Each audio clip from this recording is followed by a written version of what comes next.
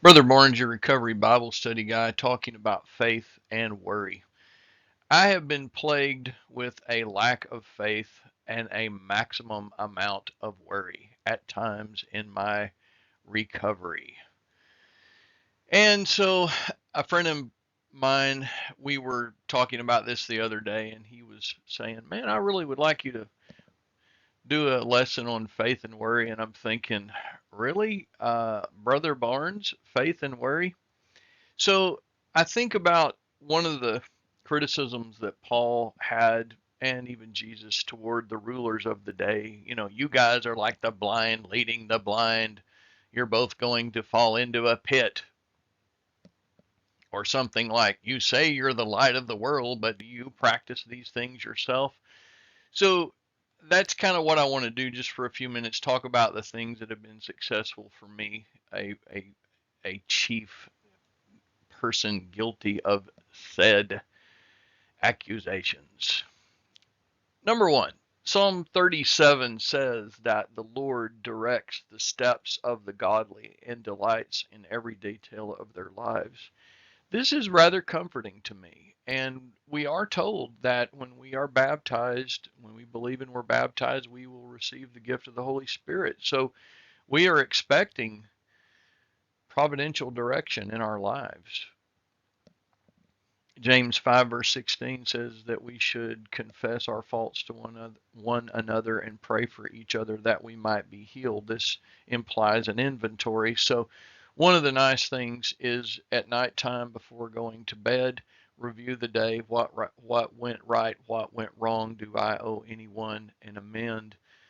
Do not dwell morbidly on any one thing. Upon rising,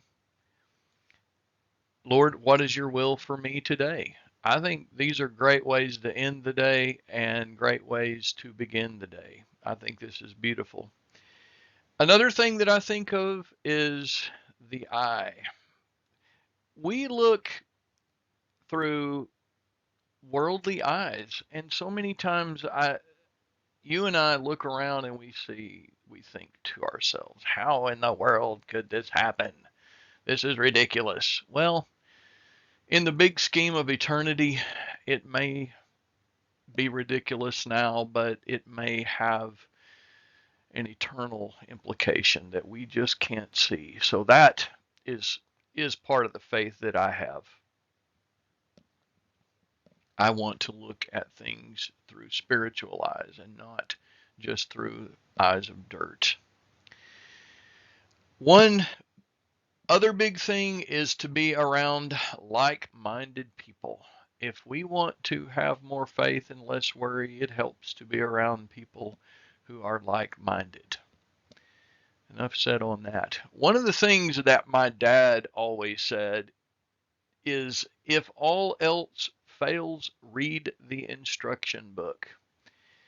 It says that the Bereans were open-minded and they searched the scriptures daily to see if the preachings of Paul and Silas were correct. So go to the instruction book.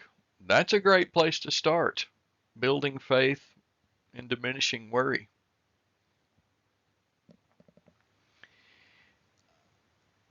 In conclusion, one of the things that is very important to me is the faithfulness of Jesus Christ, even when I am suffering from a lack of faith or suffering from too much worry. He said this to his disciples: I've told you all of this so that you may have peace.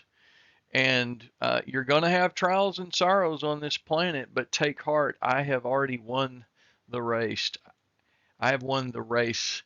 I have this. In other words, Jesus says. Brother Barnes, your brother in the struggle, please comment and tell us how you deal with faith and worry issues in your life. And maybe we will continue from number 1 to number 2 to number 3 and 4 and likewise. God bless you.